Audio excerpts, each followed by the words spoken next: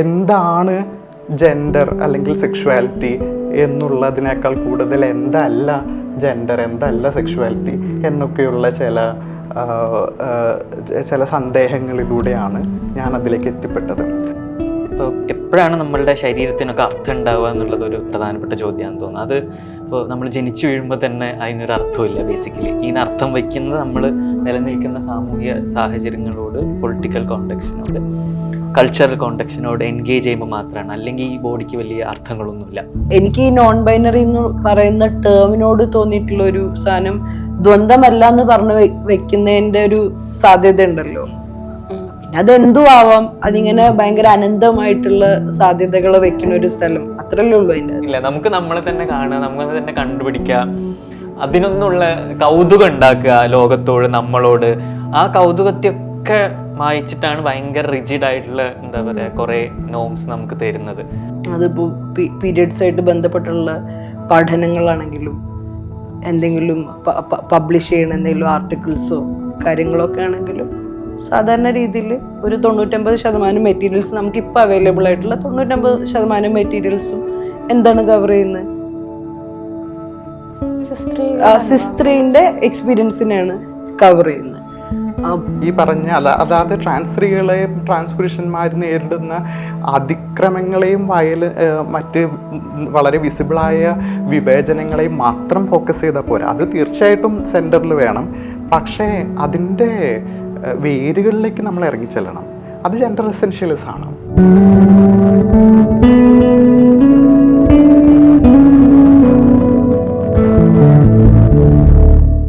ജനനാവസ്ഥയിൽ ഒരു വ്യക്തിയുടെ സെക്സാണ് നമ്മൾ ഡിഫൈൻ ചെയ്യുന്നത്. ഇപ്പം നമ്മൾ ജെൻഡറുമായി ബന്ധപ്പെട്ടുകൊണ്ട് ഉപയോഗിക്കുന്ന മലയാള പദങ്ങൾ നോക്കിക്കഴിഞ്ഞാൽ ഇതൊക്കെ ഇപ്പോൾ ലിംഗം, ലിംഗത്വം, ലൈംഗികത തുടങ്ങിയിട്ടുള്ള വാക്കുകൾ ഒരു ജെൻഡറിൻ്റെ സെക്ഷൽ ഓർഗനായി ബന്ധപ്പെട്ടുകൊണ്ടാണ് ഈ ടേംസ് ഒക്കെ രൂപപ്പെട്ടു വന്നിട്ടുള്ളത്. അതുപോലെ തന്നെ ജനനാവസ്ഥയിൽ നമ്മൾ ഒരു വ്യക്തിയുടെ ബയോളജിക്കലായിട്ടുള്ള അവരുടെ ക്രോമസോംസ്, അതുപോലെ സെക്ഷൽ ഓർഗൻ, ഇതൊക്കെ നോക്കിക്കൊണ്ട് ഒരു വ്യക്തിയുടെ സെക്സാണ് ഡിഫൈൻ ചെയ്യുന്നത്. അതും 3 സെക്സ് നിലവിൽ നിലനിൽക്കുന്നുണ്ട്: സ്ത്രീ, പുരുഷൻ, ഇന്റർസെക്സ് എന്നുള്ള ഐഡന്റിറ്റിയിൽ. ഇതിൽ ഇന്റർസെക്സ് ആയിട്ടുള്ള മനുഷ്യർ ഇപ്പോഴും ഇൻവിസിബിൾ ആണ്. അത്തരത്തിൽ 3 സെക്സ് നിലനിൽക്കുന്നതിനെ പറ്റിയിട്ടുള്ള ധാരണയും ഇല്ല ആളുകൾക്ക്. ഈ ബയോളജിക്കൽ സെക്സ് ഡിഫൈൻ ചെയ്ത് കഴിഞ്ഞാൽ പിന്നെ അങ്ങോട്ട് നടക്കുന്നത് ഒരു സാമൂഹ്യ നിർമ്മിതിയാണ്. ഒരു ആൺകുട്ടിയാണെന്ന് കണ്ടു കഴിഞ്ഞാൽ ആ സ്പേസ് നിറച്ചും ബ്ലൂ കളറും ബ്ലൂ ബലൂൺസും കൊണ്ട് നിറയുന്ന സാഹചര്യമാവും. പിന്നെ വളരും തോറും അവർക്ക് നൽകുന്ന കളിപ്പാട്ടങ്ങൾ നോക്കിക്കഴിഞ്ഞാൽ അതിലും ജെൻഡർ വ്യത്യാസം നമുക്ക് കാണാൻ പറ്റും. അതിനുശേഷം ഉണ്ടാവുന്ന ജെൻഡർ എന്ന് പറയുന്നത് ഒരു പൂർണ്ണാർത്ഥത്തിലൊരു സാമൂഹ്യ നിർമ്മിതിയാണ്. ഈ നിർമ്മിതിക്കുള്ളിൽ നമുക്ക് ഫിറ്റിൻ ചെയ്യാത്ത സാഹചര്യം നിലനിൽക്കുന്നുണ്ട്. അതുപോലെ തന്നെ ഈ നിർമ്മിതിയിൽ സ്ത്രീ പുരുഷൻ എന്ന അടയാളപ്പെടുത്തൽ മാത്രമേ ഉള്ളൂ. അപ്പോൾ നേരത്തെ പറഞ്ഞ ഇന്റർസെക്സ് വ്യക്തികൾ അവിടെ പുറന്തള്ളപ്പെടുന്നുണ്ട്. പിന്നെ ഈ ബൈനറി സിസ്റ്റത്തിൻ്റെ അകത്ത് ഫിറ്റിൻ ചെയ്യാത്തതായിട്ടുള്ള ട്രാൻസ് വ്യക്തികൾ, നോൺ ബൈനറി വ്യക്തികൾ, ജെൻഡർ ക്യൂർ വ്യക്തികൾ, അവരുടെ നിലനിൽപ്പ് പിന്നീടൊരു വലിയ പോരാട്ടം, അവരുടെ ജീവിതം തന്നെ ഒരു വലിയ പോരാട്ടമാവുന്ന സാഹചര്യമാണ് നമുക്ക് കാണുന്നത്. അതേസമയം നമ്മൾ വളരെ ടോക്സിക് ആയിട്ടുള്ള നീതിയില്ലാത്തൊരു വ്യവസ്ഥിതിയോട് നമ്മുടെ നിലനിൽപ്പ് കൊണ്ട് തന്നെ നമ്മൾ സമരം ചെയ്യുന്നുണ്ട്. ഈ സ്ഥലത്തു നിന്നുകൊണ്ട് ജെൻഡർ നോൺ ബൈനറി വ്യക്തികളുടെ പോരാട്ടങ്ങളെക്കുറിച്ചും അവരുടെ പ്രതിരോധങ്ങളെക്കുറിച്ചുമുള്ള ഒരു ചർച്ചയാണ് നമ്മൾ ഉദ്ദേശിക്കുന്നത്. ചർച്ചയിലേക്ക് എല്ലാവർക്കും സ്വാഗതം. നോൺ ബൈനറി എന്ന ഐഡന്റിറ്റി ഓരോ വ്യക്തികളും, ഇപ്പോൾ ഒരു പൊതുസമൂഹം എപ്പോഴും ക്യൂറായിട്ടുള്ള വ്യക്തികളുടെ ഐഡന്റിറ്റികളെടുത്തൊരു ഡെഫിനിഷൻസ് ചോദിക്കാറുണ്ട്. ഇപ്പോൾ എന്ത് ഐഡന്റിറ്റി പറഞ്ഞാലും അതെന്താണെന്നുള്ളൊരു ഡെഫിനിഷൻ സീക്ക് ചെയ്യുന്നത് നമുക്ക് കാണാൻ പറ്റും. പക്ഷേ ഈ ഡെഫിനിഷൻസിൻ്റെ ഉള്ളിൽ നമ്മൾ ഒരിക്കലും ഫിറ്റും ചെയ്യുന്നുമില്ല എന്നുള്ളൊരു റിയാലിറ്റി ഉണ്ട്. എപ്പോഴും ഈ ഡെഫിനിഷൻസിന് പുറത്ത് തന്നെയാണ് നമ്മൾ നിൽക്കുന്നത്. ഒരു സിസ് ഹെട്രോസെക്ഷൽ ആയിട്ടുള്ള മനുഷ്യർക്ക് ഒരു ഡെഫിനിഷൻ പറയാനും അതിൻ്റെ ഉള്ളിൽ ഫ്രെയിം ചെയ്ത് നിൽക്കാനും പറ്റുന്നുണ്ട്. പക്ഷെ നമുക്ക് അങ്ങനെയൊന്നും ഇല്ല എന്നുള്ളൊരു റിയാലിറ്റി ഉണ്ട്. അപ്പോൾ ഈ ഡെഫിനിഷൻസ് ഒക്കെ മാറ്റി നിർത്തിക്കഴിഞ്ഞാൽ എങ്ങനെയാണ് നമ്മൾ നമ്മുടെ നോൺ ബൈനറി സ്വത്വത്തെ തിരിച്ചറിയുന്നത്? എങ്ങനെയാണത് സ്വന്തം നോൺ ബൈനറി സ്വത്വത്തെ നസീമ എങ്ങനെയാണ് മനസ്സിലാക്കുന്നത്? എന്നെ സംബന്ധിച്ചിടത്തോളം ഇങ്ങനെ ഇപ്പം നോൺ ബൈനറി എന്നുള്ള ടേമിലേക്ക് ഐഡൻറ്റിഫൈ ചെയ്യുക അങ്ങനെയല്ല അത് സംഭവിക്കുന്നത്. അത് യഥാർത്ഥത്തിൽ സംഭവിക്കുന്നത് ഞാൻ എന്തല്ല എന്നുള്ള കാര്യങ്ങളാണ് എൻ്റെ തിരിച്ചറിവുകളായിട്ടും ബോധ്യങ്ങളായിട്ടും ഒക്കെ വരുന്നത്. അപ്പോൾ നമ്മളിങ്ങനെ ഒരു അസൈൻഡ് ഫീമെയിൽ അറ്റ് ബർത്ത് എന്ന് പറയുന്ന ഒരു സ്ഥലത്ത് നിന്നുള്ള ഒരാൾ സ്വാഭാവികമായിട്ട് വളരുന്ന സമയത്ത് പെൺകുട്ടിയായിട്ടായിരിക്കുമല്ലോ വളർത്തപ്പെട്ടിട്ടുണ്ടാവുക. അപ്പോൾ നമ്മൾ അതുമായിട്ട് റിലേറ്റ് ചെയ്യാനാണ് ആദ്യം ശ്രമിക്കുക. പക്ഷെ വളരെ പെട്ടെന്ന് തന്നെ നമുക്ക് അതല്ല ഞാൻ നമുക്ക് മനസ്സിലാവുകയൊക്കെ ചെയ്യും. പിന്നെ എന്താ എന്നുള്ളതായിരിക്കും അടുത്ത അന്വേഷണത്തിൻ്റെ ഒരു സ്ഥലം. അപ്പോൾ സ്വാഭാവികമായിട്ട് ഇങ്ങനെ നമ്മളെ ചുറ്റും കാണുന്ന ആൺകുട്ടികളായിട്ടോ അല്ലെങ്കിൽ മുതിർന്ന പുരുഷന്മാരൊക്കെ ആയിട്ടാണ് നമുക്ക് കുറച്ചുകൂടി സാമ്യതയൊക്കെ ഫീൽ ചെയ്യുക. അപ്പോൾ നമ്മൾ കുറച്ച് കാലം വിചാരിക്കും നമ്മൾ എന്തോ അങ്ങനൊരു സ്ഥലമുള്ള ഒരാളാണെന്നുള്ളത്. പക്ഷെ എൻ്റെ ഒരു നോൺ ബൈനറി സ്ഥലത്തിനെ ഞാൻ കണ്ടെത്തുന്നത് ആക്ച്വലി ഇതൊന്നും അല്ല ഞാൻ എന്നുള്ള റിയലൈസേഷൻസിലൂടെ ഇങ്ങനെ ട്രാവൽ ചെയ്ത് വരുന്ന സമയത്ത് ഇപ്പോഴും ഞാൻ നോൺ ബൈനറി ആയിട്ടുള്ള ഒരാളായിട്ട് ഐഡൻറ്റിഫൈ ചെയ്യുന്നത് ആക്ച്വലി ഞാൻ അതിൻ്റെ അകത്ത് ഫിറ്റിനാണോ എന്ന് അറിഞ്ഞിട്ടൊന്നുമല്ല. പക്ഷെ ഞാനായിരിക്കാൻ സാധ്യതയുള്ള ഒരു സ്ഥലം, ഇതിനോട് ഏറ്റവും അടുത്ത് നിൽക്കുന്ന ഒരു പദം എന്നുള്ള രീതിയിൽ നമുക്ക് പൊതുസമൂഹത്തിൻ്റെ ഒക്കെ ഇടയിൽ ഇടപെടാനുള്ള എളുപ്പത്തിനൊക്കെ വേണ്ടിയിട്ട് നമ്മൾ സ്വീകരിക്കുന്നതായിട്ടാണ് അത്ര എനിക്ക് പറയാൻ പറ്റുള്ളൂ അതിൻ്റെ അകത്ത്. കാരണം ഇതിങ്ങനെ ജെൻഡർ ആണെങ്കിലും ഒക്കെ ഒരാളുടെ വേറൊരു തരം എക്സ്പ്രഷൻ അല്ലേ, അതിങ്ങനെ എവർ ഇവോൾവിങ് ആയിട്ടുള്ള ഒരു സംഗതിയാണ്. അപ്പോൾ നമ്മളിങ്ങനെ ഒരു പദത്തിൻ്റെ അകത്ത് ഒരു സങ്കല്പത്തിൻ്റെ അകത്തൊക്കെ ഇങ്ങനെ കാലാകാലം നിൽക്കാൻ പറ്റുന്നെന്ന് എനിക്ക് തോന്നുന്നില്ല. അപ്പോൾ നിലവിൽ അറ്റ് പ്രസൻറ്റ് ഞാനാണെന്ന് എനിക്ക് തോന്നുന്ന ഒരു സ്ഥലത്തിനോട് ഏറ്റവും അടുത്ത് നിൽക്കുന്ന ഒരു പദം എന്നുള്ള രീതിയിലാണ് നോൺ ബൈനറി എന്ന് പറയുന്ന ടേമിനെ ഞാൻ നിലവിലെടുക്കുന്നത്. അപ്പോൾ ഇപ്പോൾ ഞാൻ എൻ്റെ ഏർലി 30s ഒരാളാണ്. അപ്പോൾ 30കളിലേക്കൊക്കെ പ്രവേശിക്കുന്ന സമയത്തൊക്കെയാണ് എനിക്ക് ആ ഒരു ധാരണ ഉണ്ടാവുന്നത്. പക്ഷെ അതിനെ ഹെൽപ്പ് ചെയ്തിട്ടുള്ള ഒരു കാര്യം മേ ബി ജെൻഡറായിട്ട് അതിന് ജെൻഡർ എക്സ്പ്രഷനായിട്ട് അതിന് എങ്ങനെ ബന്ധം എന്ന് എനിക്ക് അറിഞ്ഞൂടാ. പക്ഷെ കുറച്ചും കൂടി എൻ്റെ ഒരു ട്രാൻസ് ഐഡൻറ്റിറ്റിയിലേക്ക് ഞാൻ ധൈര്യപൂർവ്വം സെറ്റാവുന്ന സമയത്ത് ആണ് എനിക്ക് മനസ്സിലായത് അത് എൻ്റെ മനസ്സും എൻ്റെ ശരീരമൊക്കെ ഇൻവോൾവ് ആയിട്ടുള്ള ഭയങ്കര കോംപ്ലിക്കേറ്റഡ് ആയിട്ടുള്ള വളരെ റിസ്കി ആയിട്ടുള്ള ഒരു ട്രാവലാണല്ലോ ട്രാൻസിഷനിങ് എന്നൊക്കെ പറയുന്നത്. അതിലൂടെയൊക്കെ പോയി കഴിഞ്ഞപ്പോൾ എനിക്ക് മനസ്സിലായി ഇതെനിക്കാവാന്നുണ്ടെങ്കിൽ ഇത്രയൊക്കെ എനിക്ക് ചെയ്യാന്നുണ്ടെങ്കിൽ ഈ പറയുന്ന കുറച്ച് ആംബിഗ്യൂറ്റി ഉള്ള ചിലപ്പോൾ എല്ലാ സമയത്തും വിശദീകരിക്കാൻ പറ്റാത്തതാണെങ്കിൽ പോലും ഒക്കെ ഉള്ള ഒരു സ്ഥലത്ത് എനിക്ക് കോൺഫിഡൻ്റ് ആയിട്ട് നിൽക്കാൻ പറ്റും. ഞാൻ ആരെയും കൺവിൻസ് ചെയ്യേണ്ട കാര്യമൊന്നുമില്ല എന്നൊക്കെ ഉള്ളൊരു അങ്ങനൊരു ധൈര്യം എൻ്റെ ട്രാൻസ്നെസ് എന്നാണ് എനിക്കുണ്ടാവുന്നത്. എല്ലാവർക്കും അങ്ങനെ ആവണമെന്നില്ല. എനിക്ക് അങ്ങനെ ഒരു ധൈര്യം എൻ്റെ ട്രാൻസ്നെസ്സുമായിട്ടുള്ള എന്താ പറയുക ഞാൻ അതുമായിട്ട് പീസിലെത്തിയതിന് ശേഷമാണ് എനിക്ക് സംഭവിക്കുന്നത്. അപ്പോൾ ജെൻഡർ വേറെ തന്നെ ഒരു എക്സ്പ്രഷൻ വേറൊരു സ്ഥലത്താണ് നിൽക്കുന്നുണ്ടെങ്കിലും അതിൻ്റെ അകത്ത് എൻ്റെ ബോഡിയും കൂടി ആ രീതിയിൽ വളരെയധികം ഇൻവോൾവ് ആണ്. അങ്ങനെയാണ് അല്ലാത്തതിന് കുടഞ്ഞളഞ്ഞിട്ട് എത്തിയിട്ടുള്ള ഒരു സ്ഥലം എന്ന് മാത്രമേ എനിക്ക് എൻ്റെ സ്ഥലത്തിനെ പറ്റി പറയാൻ പറ്റുള്ളൂ. ഐഡൻറ്റിറ്റി അല്ലെങ്കിൽ പൊതുവെ ലൈംഗികത, ലിംഗഭേദം എന്നിവയെ സംബന്ധിച്ചിട്ടുള്ള കാറ്റഗറികളെ നമ്മൾ പരിഗണിക്കുമ്പോൾ അല്ലെങ്കിൽ അതിനെക്കുറിച്ച് സംസാരിക്കുമ്പോൾ ഒരു സുപ്രധാനമായ കാര്യം അതിൻ്റെ പരിമിതികളെയും സാധ്യതകളെയും ഒരുപോലെ നമ്മൾ വിമർശബുദ്ധിയെ നോക്കിക്കാണണം എന്നുള്ളതാണ്.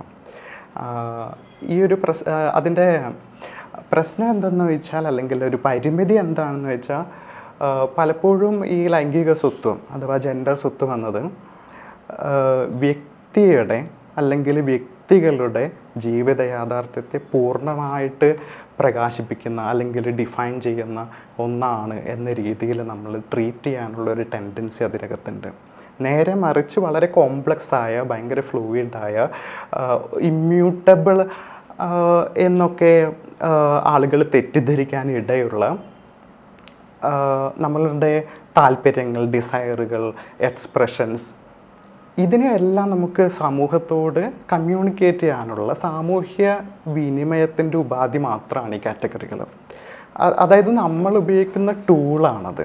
അത് ഫുൾഫിൽ ചെയ്യുന്ന ചില പർപ്പസ് ഉണ്ടാവും, അത് ഫുൾഫിൽ ചെയ്യാത്ത കാര്യങ്ങളുണ്ടാവും. ഈ ഒരു ഡ്യുവൽ നേച്ചറിനെ നമ്മൾ സദാ കെയർഫുള്ളി നിരീക്ഷിക്കണം എന്നുള്ളതാണ് കാറ്റഗറി നമ്മൾ പരിഗണിക്കുമ്പോൾ അല്ലെങ്കിൽ അഭിസംബോധന ചെയ്യുമ്പോൾ ഓർത്തിരിക്കേണ്ട ഒരു പ്രധാന കാര്യം. ഇപ്പം എൻ്റെ വ്യക്തിപരമായ ജീവിതത്തിൽ ഞാൻ എങ്ങനെയാണ് നോൺ ബൈനറി എന്ന സ്വത്വത്തെ അല്ലെങ്കിൽ അങ്ങനെ ഒരു ജെൻഡർ കാറ്റഗറിയുമായിട്ട് താതാത്മ്യം പ്രാപിക്കാനായിട്ട് ശ്രമിച്ചത്, അതിലേക്ക് എത്തിച്ചേർന്നത് എന്ന് ഞാൻ തിരിഞ്ഞു നോക്കുമ്പോൾ അത് മുൻപേ സൂചിപ്പിച്ചതുപോലെ എന്താണ് ജെൻഡർ അല്ലെങ്കിൽ സെക്ഷുവാലിറ്റി എന്നുള്ളതിനേക്കാൾ കൂടുതൽ എന്തല്ല ജെൻഡർ, എന്തല്ല സെക്ഷുവാലിറ്റി എന്നൊക്കെയുള്ള ചില സന്ദേഹങ്ങളിലൂടെയാണ് ഞാൻ അതിലേക്ക് എത്തിപ്പെട്ടത്. കൗമാരകാലത്ത് ഞാൻ എൻ്റെ ലൈംഗികതയെ മുൻനിർത്തിയിട്ടാണ് എന്നെ തന്നെ സ്വയം വിശദീകരിക്കാനുള്ള ശ്രമങ്ങൾ നടത്തിയത്. അതായിരുന്നു ഏറ്റവും മൂർത്തമായിട്ട് ഉണ്ടായിരുന്ന ഒരു വ്യത്യാസം, ഞാനും എനിക്ക് ചുറ്റുമുള്ള മനുഷ്യർക്കും ഇടയിലുള്ളൊരു വ്യത്യാസം. ഞാൻ ഗേ എന്ന ഐഡൻറ്റിറ്റിയിൽ എൻ്റെ വ്യത്യാസത്തെ പ്രദർശിപ്പിക്കാനുള്ള ഒരു സാധ്യത കണ്ടെത്തി. എന്നാൽ പിന്നീട് ഞാൻ കൂടുതൽ എൻ്റെ ജെൻഡറുമായിട്ട് എക്സ്പെരിമെൻ്റ് ചെയ്യുകയും അതിൻ്റെ സാധ്യതകൾ കണ്ടെത്തുകയും മാസ്കുലിനിറ്റിയുടെ അല്ലെങ്കിൽ സൊസൈറ്റി എന്നിൽ ഇമ്പോസ് ചെയ്ത മെയിൽ എന്ന കാറ്റഗറിയുടെ ഒരു റിജിഡിറ്റിക്ക് പുറത്ത് കിടക്കുമ്പോഴാണ് ഞാൻ കൂടുതൽ സംതൃപ്തിയും ആനന്ദവും അനുഭവിക്കുന്നതെന്ന് തിരിച്ചറിഞ്ഞപ്പോഴാണ് ഗേ എന്നതിനോടൊപ്പം തന്നെ എനിക്ക് കുറച്ചുകൂടി വിശാലമായ, കുറച്ചുകൂടി ഫ്ലൂയിഡായ ഒരു കാറ്റഗറൈസേഷൻ ആവശ്യമുണ്ട് എന്ന് തിരിച്ചറിയുകയും അവിടെ എൻ്റെ മുന്നിലൊരു വലിയ സാധ്യതയായിട്ട് നോൺ ബൈനറി വരുന്നതും. അതിൻ്റെ കൗമാരത്തിന് ശേഷമാണ് ഞാൻ അത്തരത്തിലുള്ള നോൺ ബൈനറി പോലെയുള്ള പദപ്രയോഗങ്ങളിലേക്ക് വരുന്നത്. അത് റിസോൾവ് ചെയ്ത മറ്റൊരു പ്രശ്നം എന്തെന്നത് ജെൻഡർ ഡിസ്ഫോറിയയുമായി ബന്ധപ്പെട്ടിട്ടുള്ള എൻ്റെ അനുഭവത്തിലാണുള്ളത്. കാരണം ഒട്ടനവധി ട്രാൻസ് വ്യക്തികളെ പോലെ ഞാനും ജെൻഡർ ഡിസ്ഫോറിയയെ വ്യത്യസ്തമായ ഒരു രീതിയിൽ അല്ലെങ്കിൽ അനുഭവിച്ചുകൊണ്ടിരിക്കുന്ന ഒരാളാണ്. എന്നെ സംബന്ധിച്ചിടത്തോളം വളരെ ഇൻകൺസിസ്റ്റൻ്റായ ഒരു അനുഭവമാണ്. അതായത് സ്ഥിരമല്ലാത്ത ഒരു ദ്രവ സ്വഭാവമുള്ള ഒന്നാണ് ഡിസ്ഫോറിയ അഥവാ ഇൻറ്റൻസായ ജെൻഡർ എക്സ്പ്രഷൻസിനോടും എനിക്ക് മേലുള്ള എക്സ്പെക്റ്റേഷനും തമ്മിലുള്ള കോൺട്രഡിക്ഷനിൽ നിന്നുണ്ടാവുന്ന ആ ഇൻറ്റൻസായ വേദന അല്ലെങ്കിൽ സമ്മർദ്ദം, അസംതൃപ്തി, അതിനെ ഓവർകം ചെയ്യുന്നതിൽ ട്രാൻസ് ഫെമിനിനിറ്റി എന്നെ സംബന്ധിച്ചിടത്തോളം ഒരു പ്രധാന ഉപാധിയാണ്, അല്ലെങ്കിൽ ഒരു പ്രധാനപ്പെട്ട എൻ്റെ ഒരു എക്സ്പ്ലനേഷനാണ് ലൈഫിൻ്റെ. അപ്പോൾ ഒരു വശത്ത് ഗേ എന്നത് ഒരു എക്സ്റ്റെൻറ്റ് വരെ എൻ്റെ ജീവിത യാഥാർത്ഥ്യത്തെ എക്സ്പ്രസ് ചെയ്യുന്നു. നോൺ ബൈനറി എന്നത് ഒരു പരിധി വരെ ഇതുപോലെ തന്നെ എൻ്റെ അനുഭവങ്ങളെ എക്സ്പ്രസ് ചെയ്യുന്നു. ട്രാൻസ് ഫെമിനിറ്റി എന്നത് ഒരു പരിധി വരെ എക്സ്പ്രസ് ചെയ്യുന്നു. ഇങ്ങനെ വളരെ വ്യത്യസ്തങ്ങളായിട്ടുള്ള ഒരേ ജീവിതത്തിൻ്റെ പല പല മുഖങ്ങളെ, പല പല ഘട്ടങ്ങളെ അതിൻ്റെ സങ്കീർണതകളെ നിലനിർത്തിക്കൊണ്ട് തന്നെ ആവിഷ്കരിക്കാനായിട്ട് ഈ കാറ്റഗറികളെ ഞാൻ ഉപയോഗിക്കുന്നു എന്നേ ഉള്ളൂ. ഇതിലൊരു കാറ്റഗറിയും എൻ്റെ പൂർണ്ണമായിട്ടുള്ള ജീവിതത്തിൻ്റെ ഒരൊറ്റ അടയാളമായിട്ട് നിൽക്കുന്നില്ല. ഇവയെല്ലാം വ്യത്യസ്ത ധർമ്മങ്ങൾ വഹിക്കുന്നു. സാന്ദർഭികമായി അത് മാറും. നാളെ എങ്ങനെയാവും എന്നെനിക്ക് ഒരു ഉറപ്പുമില്ല. അങ്ങനെയാണ് ഞാൻ എൻ്റെ ജെൻഡറിൻ്റെ ഒരു ജേണിയെ ഏറ്റവും ചുരുക്കത്തിൽ ഇങ്ങനെ സംഗ്രഹിക്കാൻ പറ്റുള്ളൂ. ഇപ്പോൾ എപ്പോഴാണ് നമ്മളുടെ ശരീരത്തിനൊക്കെ അർത്ഥം ഉണ്ടാവുക എന്നുള്ളത് ഒരു പ്രധാനപ്പെട്ട ചോദ്യമാണെന്ന് തോന്നുന്നു. അത് ഇപ്പോൾ നമ്മൾ ജനിച്ചു വീഴുമ്പോൾ തന്നെ അതിനൊരു അർത്ഥമില്ല. ബേസിക്കലി ഇതിന് അർത്ഥം വയ്ക്കുന്നത് നമ്മൾ നിലനിൽക്കുന്ന സാമൂഹിക സാഹചര്യങ്ങളോട്, പൊളിറ്റിക്കൽ കോണ്ടെക്സ്റ്റിനോട്, കൾച്ചറൽ കോണ്ടെക്സ്റ്റിനോട് എൻഗേജ് ചെയ്യുമ്പോൾ മാത്രമാണ്. അല്ലെങ്കിൽ ഈ ബോഡിക്ക് വലിയ അർത്ഥങ്ങളൊന്നുമില്ല. അങ്ങനെ നമ്മൾ കണ്ടെത്തുന്ന കുറേ അർത്ഥങ്ങളും ഉൽപ്പാദിപ്പിക്കുന്ന കുറേ അർത്ഥങ്ങളുമാണ് ശരിക്കും നമ്മുടെ എക്സ്പ്രഷൻസിൽ ഉള്ളത് ബേസിക്കലി. അപ്പം എപ്പോഴാണ് അത് മെറ്റീരിയലൈസ് ചെയ്യപ്പെടുക എന്നുള്ളതാണ് ഇനി അടുത്തുള്ളൊരു ചോദ്യം. ഇപ്പോൾ എൻ്റെ എക്സ്പ്രഷൻ എങ്ങനെയാണ് മെറ്റീരിയലൈസ് ചെയ്യപ്പെടുക, ആളുകൾ എങ്ങനെയാണ് അത് കാണുക, എപ്പോഴാണ് അതിന് മൂല്യം ഉണ്ടാവുക, അത്തരം ചോദ്യങ്ങൾ വരുന്ന സമയത്താണ് പലപ്പോഴും നമ്മൾ ഈ കാറ്റഗറിയിലേക്ക് പോകുന്നത്. രാഹുൽ നേരത്തെ പറഞ്ഞ പോലെ അത് കുറച്ച് സങ്കീർണമായിട്ടുള്ള പ്രവർത്തനമാണ്. ഇപ്പോൾ ബട്ട്ലർ ഇങ്ങനെ എപ്പോഴാണൊരു മെയിൽ ബോഡിക്കോ അല്ലെ ഫീമെയിൽ ബോഡിയോ മെറ്റീരിയലൈസ് ചെയ്യപ്പെടുന്നതെന്ന് ചോദിക്കുമ്പോൾ അവർ പറയുന്ന ഒരു കാര്യം എന്ന് പറയുന്നത്, എപ്പോഴാണോ ഒരു കാര്യം മെറ്റീരിയലൈസ് ചെയ്യപ്പെടുന്നത് ആ മെറ്റീരിയലൈസേഷൻ സംഭവിക്കുന്നത് മറ്റനേകം കാര്യങ്ങൾ അത് പുറന്തള്ളിക്കൊണ്ടാണ്. ഒരു ഫീമെയിൽ ബോഡി ആവുന്നത് അങ്ങനെയല്ലാത്ത കുറേ ബോഡികളെ പുറന്തള്ളിക്കൊണ്ടാണ് ഇതിനങ്ങനെ എക്സിസ്റ്റ് ചെയ്യാൻ പറ്റുള്ളൂ. ഈ പ്രശ്നം എല്ലാ കാറ്റഗറികളെ സംബന്ധിച്ചിട്ടുണ്ട്. ഏത് കാറ്റഗറി എടുക്കുമ്പോഴും ആ കാറ്റഗറിയിൽ ഫിറ്റിൻ ചെയ്യാത്ത ബാക്കി എല്ലാത്തിനും പുറത്താക്കിയിട്ട് മാത്രമേ ആ കാറ്റഗറിക്ക് എക്സിസ്റ്റ് ചെയ്യാൻ പറ്റുള്ളൂ. ഇതൊരു പ്രശ്നമാണോ അതൊരു സാധ്യതയാണോ എന്നുള്ളത് നമ്മൾ വഴിയേ കണ്ടുപിടിക്കേണ്ടുന്ന ഒരു കാര്യം. നമ്മൾ അവിടെ ഫിക്സ് ചെയ്യാതിരുന്നാൽ മതി. ഇപ്പോൾ എല്ലാവരും പറഞ്ഞതുപോലെ നമ്മൾ അവിടെ ഫിക്സ് ചെയ്യാതെ, ഇപ്പോൾ ഡാൻസ് ചെയ്യുന്ന സമയത്ത് എനിക്കത് എപ്പോഴും ഫീൽ ചെയ്യാറുണ്ട്. ഇപ്പോൾ ഒരു ഡാൻസിങ് ബോഡി എന്ന് പറയുന്നത് എപ്പോഴും ഇവോൾവിങ് ബോഡിയാണ്. അതിങ്ങനെ ഒരു സ്ഥലത്ത് ഫിക്സ് ചെയ്ത ബോഡിയല്ല. നിരന്തരം ഞാൻ വർക്ക് ചെയ്യുന്ന, നിരന്തരം പണിയെടുക്കുന്ന, മാറിക്കൊണ്ടിരിക്കുന്ന, ഇങ്ങനെ എന്താ പറയുക, എനിക്ക് തന്നെ പിടിതരാത്ത എന്നാൽ അതിൻ്റെ സാധ്യതകളെ കുറിച്ച് എനിക്ക് തന്നെ സങ്കല്പനങ്ങളുള്ള ഒരു സാധ്യതയായി ഈ എന്താ പറയുക ശരീരം തന്നെ മാറും.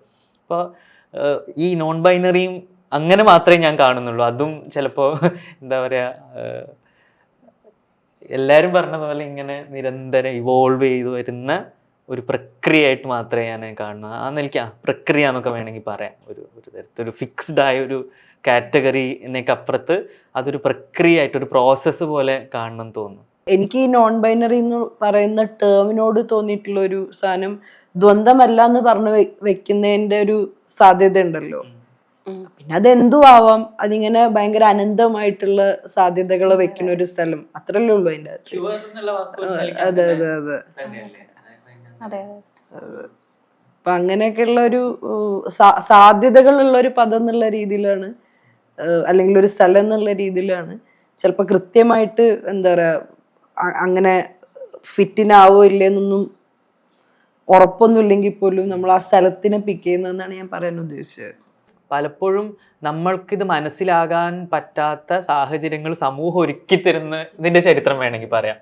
ഇപ്പോൾ രാഹുൽ നേരത്തെ അത് സൂചിപ്പിച്ചതുപോലെ ചിലപ്പോൾ ആദ്യകാലങ്ങളിൽ നമ്മളത് ഇല്ലാഞ്ഞിട്ടല്ല, പക്ഷെങ്കിൽ സൊസൈറ്റിയുടെ കുറേ സ്ട്രക്ചറിനകത്ത് നമുക്ക് തന്നെ ഇന്ന് മനസ്സിലാക്കാൻ പ്രയാസപ്പെടും. അല്ലെങ്കിൽ ഫാമിലി, പിയർ പ്രഷർ, സ്കൂളിങ്, അല്ലെങ്കിൽ പലതരം നമ്മൾ ഇടപെടുന്ന മേഖലകളൊക്കെ നമ്മൾ പോലും അറിയാതെ നമ്മൾക്കത് മനസ്സിലാക്കാൻ പറ്റാത്ത പോവുക, അല്ലെങ്കിൽ നമ്മൾക്ക് നമ്മളുടെ സാധ്യതകളെ തിരിച്ചറിയാൻ പറ്റാത്ത അവസ്ഥ വരിക. അതിൻ്റെ അർത്ഥം നമ്മൾ മുന്നേ അത് അറിയുന്നില്ല എന്നല്ല, പക്ഷേ നമുക്ക് തിരിച്ചറിയാനുള്ള സാഹചര്യം ഇല്ല. എന്താ പറയുക, അതിൻ്റെ ഒരു ഹിസ്റ്ററി എന്നെ സംബന്ധിച്ച് ഭയങ്കര പ്രധാനമാണെന്ന് എനിക്ക് തോന്നാറുണ്ട്. ഞാൻ പണ്ട് സ്കൂളിൽ പഠിക്കുന്ന സമയത്ത് എനിക്ക് എൻ്റെ സാധ്യതകൾ എന്താണ്, എൻ്റെ ബോഡിയുടെ, എൻ്റെ ജെൻഡർ എക്സ്പ്രഷൻ്റെ സാധ്യതകൾ എന്താണെന്ന് മനസ്സിലാക്കാൻ പറ്റുന്നില്ല. അത്തരം ഒരു പ്രശ്നമാണ് എനിക്ക് തോന്നാറുള്ളത്. എന്താ പറയുക, എപ്പോൾ മനസ്സിലാക്കി എന്നുള്ളതിനേക്കാൾ മനസ്സിലാക്കാനുള്ള സാഹചര്യം ഇവിടെ ഇല്ല എന്നുള്ളൊരു പ്രശ്നം എനിക്ക് എപ്പോഴും തോന്നാറുണ്ട്. തിരിച്ചുണ്ട് കേട്ടോ. അത് ഇപ്പൊ എന്നെ സംബന്ധിച്ചിടത്തോളം ആണെങ്കിൽ എനിക്ക് വളരും തോറും ആണ് എനിക്ക് ഭയങ്കര ചെറിയ കുട്ടിയായിരുന്ന സമയത്ത് ഭയങ്കര കൃത്യമായിരുന്നു കാര്യങ്ങൾ. എനിക്ക് ഒരു കൺഫ്യൂഷനും ഉണ്ടായിരുന്നില്ല. എനിക്ക് ആണായിട്ടും തോന്നിയിട്ടില്ല, പെണ്ണായിട്ടും തോന്നിയിട്ടില്ല.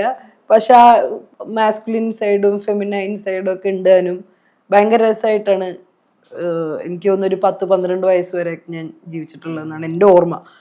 പക്ഷെ അതിന് ശേഷമാണ് ഇത് പ്രശ്നങ്ങളാവുന്നത്. അപ്പോൾ എന്താ പറയുക, ചുറ്റുപാടുകൾ ആണ് ഇങ്ങനെ പ്രത്യേകമായിട്ടുള്ള ടേംസിന് നമ്മൾ അന്വേഷിക്കാനോ നമ്മൾ എവിടെ ബിലോങ് ചെയ്യണോ എന്നൊക്കെയുള്ള ഒരു, സത്യത്തിൽ ആ പ്രായത്തിൽ ചൈൽഡ്ഹുഡിൽ അതൊക്കെ ഭയങ്കര അധിക ഭാരമാണെന്ന് ഞാൻ വിചാരിക്കുന്നത്. നമ്മൾ ചുറ്റുപാടുള്ള ലോകത്തിനെ കുറിച്ചൊക്കെ വേറൊരു ക്യൂരിയോസിറ്റിയിൽ ലോകത്തിനെ കാണുകയും ആസ്വദിക്കുകയും ആനന്ദിക്കുകയൊക്കെ ചെയ്യേണ്ട സമയത്ത് നമ്മളിങ്ങനെ വലിയൊരു ഭാരമല്ലേ എടുക്കുന്നേ. ഞാൻ പുരുഷനാണോ, ഞാൻ സ്ത്രീയാണോ, ഇനി ഞാൻ വേറെ എന്തെങ്കിലും ആണോ എന്നൊക്കെ ഒരു കാര്യമില്ലാണ്ട് അന്വേഷിച്ചുകൊണ്ടിരിക്കുകയായിരുന്നു. സത്യത്തിൽ ഞാൻ തുടങ്ങിയെടുത്ത് തിരിച്ചെത്തിയ പോലെ എനിക്കിപ്പോൾ ഫീൽ ചെയ്യുന്നത്. ഞാൻ കുട്ടിയായിരിക്കുന്ന സമയത്ത് ഉണ്ടായിരുന്ന ഒരു കെട്ടില്ലാത്തൊരു അവസ്ഥ ഉണ്ടല്ലോ, ഉള്ളിൽ നമ്മൾ അനുഭവിക്കുന്ന ഒരു സാധനം, നമ്മള് ജെൻഡർ എക്സ്പ്രഷനൊക്കെ ആയിട്ട് ബന്ധപ്പെട്ട് ഞാനും അതിനെയാ പറയാൻ ശ്രമിച്ചത്. ഇപ്പം നമ്മൾ ഇപ്പോൾ ഒരു ഒരു ഒരു പുതിയൊരു സാധനം കാണുമ്പോൾ നമുക്ക് ഉണ്ടാകുന്ന ഒരു എക്സൈറ്റ്മെന്റ് ഉണ്ടല്ലോ, അത് എല്ലാ കാര്യത്തോടും നമുക്ക് കുട്ടിയായിരിക്കുമ്പോൾ തോന്നും. അത് നമുക്ക് തരുന്ന ഓപ്പർച്യൂണിറ്റി ഉണ്ടല്ലോ, പുതിയത് മനസ്സിലാക്കാം, അല്ലെ നമ്മളെ തന്നെ നമുക്ക് ഡിഫൈൻ ചെയ്യാനുള്ള ഓപ്പർച്യൂണിറ്റി ഉണ്ടാവും, നമ്മളെ തന്നെ നമുക്ക് കണ്ടെത്താനുള്ള ഓപ്പർച്യൂണിറ്റി ഉണ്ടാവും. ഇതാണല്ലോ തടയുന്നത്. അതിനെ ഞാൻ വേറെ എനിക്ക് പറയാൻ ശ്രമിച്ചത്. അതിനുള്ള ഇതില്ല, നമുക്ക് നമ്മളെ തന്നെ കാണുക, നമ്മളെ തന്നെ കണ്ടുപിടിക്കുക, അതിനൊന്നുള്ള കൗതുകം ഉണ്ടാക്കുക ലോകത്തോട്, നമ്മളോട്. ആ കൗതുകത്തെയൊക്കെ മായിച്ചിട്ടാണ് ഭയങ്കര റിജിഡ് ആയിട്ടുള്ള എന്താ പറയാ കുറെ നോംസ് നമുക്ക് തരുന്നത്. അതുണ്ടാക്കുന്ന വെറുതെ കഷ്ടപ്പെടുത്തുക, അല്ലാണ്ട് ഒരു പരിപാടി ഇല്ല. കറക്റ്റാണ്.